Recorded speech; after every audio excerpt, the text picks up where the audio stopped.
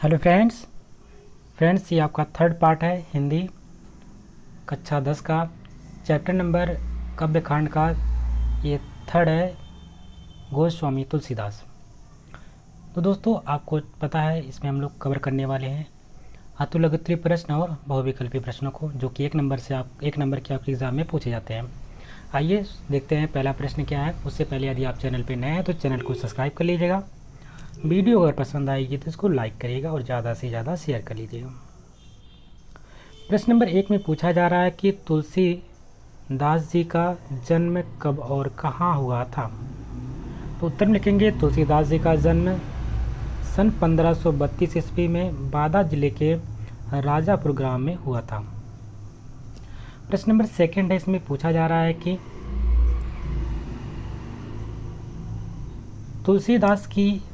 तुलसीदास जी के माता पिता तथा पत्नी का नाम लिखिए।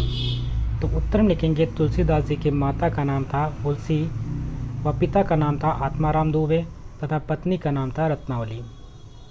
प्रश्न नंबर 3 है, इसमें पूछा जा रहा है कि श्री रामचरितमानस के लेखक का नाम बताइए। वेरी इंपॉर्टेंट क्वेश्चन है। तो उत्तर में लिखेंगे श्री रामचरितमानस के लेखक का नाम है श्री स्वामी तुलसीदास जी। गोस्वामी तुलसीदास ने श्री रामचरितमानस लिखा है और ये अमर है, एक तरीके से जान लीजिएगा। प्रश्न नंबर 4 है कि श्री रामचरितमानस की रचना कब और कहाँ हुई थी, या कितने समय में पूर्ण हुई। तो उत्तर में लिखेंगे श्री रामचरितमानस की रचना संवत 1631 ईस्वी के प्रारंभ में रामनवमी के दिन अयोध्या में प्रारंभ हुई थी। यह 2 वर्ष 7 माह 26 दिन में पूर्ण हुई थी। ध्यान में रखेंगे, जो रामचरितमानस था उसकी रचना संवत 1631 ईस्वी के प्रारंभ में रामनवमी के दिन अयोध्या में प्रारंभ हुई थी और यह 2 वर्ष 7 माह 26 दिन में जाकर के कंप्लीट हुई थी। प्रश्न नंबर 5 है, तुलसीदास जी की 3 प्रसिद्ध रचनाओं के नाम लिखिए। वेरी इंपॉर्टेंट क्वेश्चन है, ध्यान से सुनेंगे। तुलसीदास जी की 3 प्रमुख रचनाएं जो है प्रसिद्ध है, उसमें से आपको ध्यान रखना है रामचरितमानस, विनय पत्रिका और कवितावली। इन तीनों को नाम अच्छे से याद कर लीजिएगा।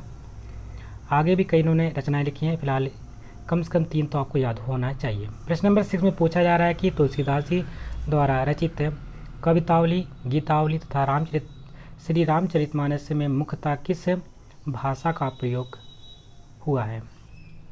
तो उत्तर में लिखेंगे तुलसीदास जी द्वारा रचित कवितावली, गीतावली में ब्रज भाषा तथा रामचरितमानस में मुख्यतः अवधी भाषा का प्रयोग हुआ था। ध्यान में रखेंगे, जो उन्होंने कवितावली लिखी है और गीतावली लिखी है उसमें कौन सा भाषा प्रयोग हुई है, ब्रज भाषा, जबकि रामचरितमानस में अवधी भाषा का प्रयोग हुआ है। प्रश्न नंबर 7 है कि श्री राम को मर्यादा पुरुषोत्तम के रूप में प्रतिष्ठित करने वाले प्रसिद्ध ग्रंथ का नाम बताइए। तो उत्तर में लिखेंगे श्री राम को मर्यादा पुरुषोत्तम के रूप में प्रतिष्ठित करने वाले प्रसिद्ध ग्रंथ का नाम है श्री रामचरितमानस। प्रश्न नंबर 8 है कि तुलसीदास जी किस भक्ति शाखा के सर्वश्रेष्ठ कवि कहे जाते हैं। उत्तर में लिखेंगे तुलसीदास जी रामाश्रयी भक्ति शाखा के सर्वश्रेष्ठ कवि कहे जाते हैं।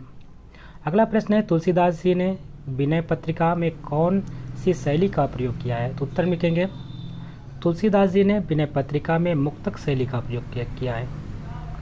प्रश्न नंबर 10 है कि पूछा जा रहा है कि तुलसीदास जी की मृत्यु कब और कहाँ हुई थी।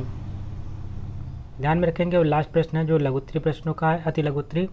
उसके बाद हम लोग देखेंगे बहुविकल्पी प्रश्न, जिसको हम कहते हैं MCQ टाइप क्वेश्चन। इसका राइट आंसर हो जाएगा, यानी कि तुलसीदास जी की मृत्यु संवत 1680 या कह सकते हैं 1623 ईस्वी में श्रवण शुक्ल सप्तमी के दिन काशी के 80 घाट पे इनकी मृत्यु हुई थी। इस प्रकार से अब हम अगला इसमें से सेकंड पार्ट जो है बहुविकल्पी प्रश्नों का उसको देखेंगे।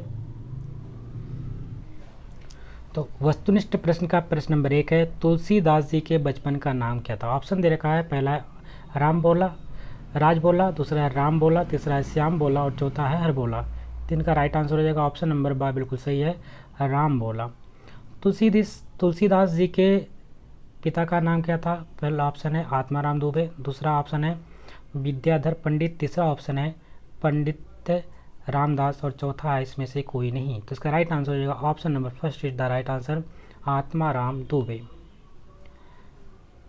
प्रश्न नंबर थर्ड है, इसमें पूछा जा रहा है कि निम्नलिखित में से कौन सी तुलसीदास जी की कृति नहीं है?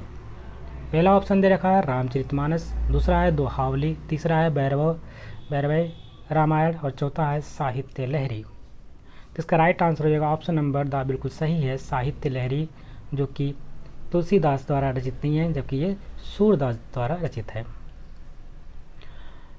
प्रश्न नंबर 4 है, तुलसीदास जी के किसके भक्त थे? जो तुलसीदास थे किसके भक्त थे? कृष्ण के थे, राम के थे, गुरु के थे या इसमें से कोई नहीं? तो ध्यान में रखेंगे इसका राइट आंसर हो जाएगा राम के, इसीलिए इनको रामाश्रयी कहते हैं, रामाश्रयी कवि। कुछ यहाँ पे और काव्य सौंदर्य से व्याकरण संबंधित क्वेश्चन, तो उनको भी इसी में हम लोग कवर कर लेते हैं। प्रश्न नंबर इसमें फर्स्ट पूछा जा रहा है, निम्नलिखित पंक्तियों में अलंकार रस व उनके स्थायी भाव की विवेचना कीजिए।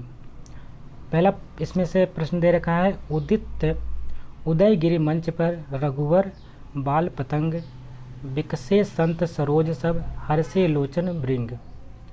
इसमें से कौन सा अलंकार है? ध्यान में रखेंगे इसमें अनुप्रास और रूपक एवं उपमा अलंकार है। रस की बात करते हैं तो श्रृंगार रस है, स्थायी भाव इसका है रति।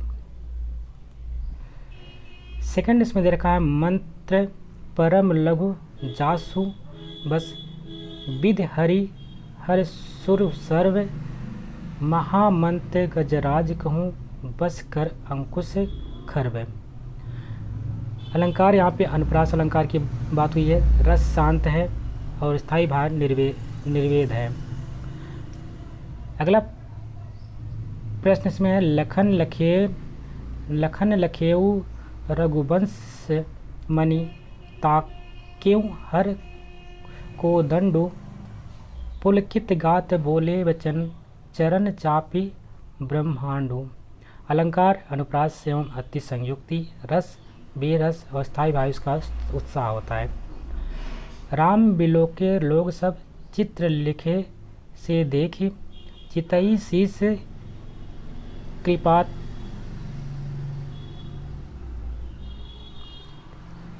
शीस कृपातयन जानी बिकल विशेषी।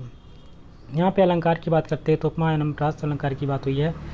रस है शांत एवं श्रृंगार, स्थायी वायु शांत का स्थायी वायु होता है निर्वेद और श्रृंगार का होता है रति। नेक्स्ट है, जल को गए लखन है लारिका परिखौ पी, छाह धरिक है ठाड़े पोछी पसेऊँ बयारी करो, अरु पयाम पखारेहूँ भुभुरी ढाढ़े। अलंकार अनुप्रास अलंकार, रस श्रृंगार है, स्थायी भाव रति है। तुलसीदास ने धनुष भंग प्रसंग में कौन से छंदों का प्रयोग किया? ध्यान में रखेंगे तुलसीदास जी ने यहाँ पे धनुष भंग प्रसंग में दोहे एवं चौपाई छंदों का प्रयोग किया है। लास्ट प्रश्न इसका चैप्टर का होगा, वन पथ पर कविता में प्रयुक्त रस का नाम व लक्षण लिखिए। तो ध्यान में रहेगा, ध्यान से लिखेंगे इसको। वन पथ पर कविता में श्रृंगार रस का प्रयोग किया गया है। लक्षण की बात करते हैं तो स्त्री पुरुष के पारस्परिक प्रेम मिलन का विरह के वर्णन से हृदय में उत्पन्न होने वाले आनंद को श्रृंगार रस कहते हैं, इसका स्थायी भाव रति है। तो इस प्रकार से ये प्रश्न आपका यहाँ पे कंप्लीट होता है। आशा करते हैं आपको वीडियो पसंद आएगी। यदि वीडियो पसंद आए इसको लाइक करिएगा, शेयर करिएगा और चैनल पे नए हैं तो चैनल को सब्सक्राइब भी कर लीजिएगा। मिलते हैं एक नई वीडियो में, तब तक के लिए नमस्कार, जय हिंद।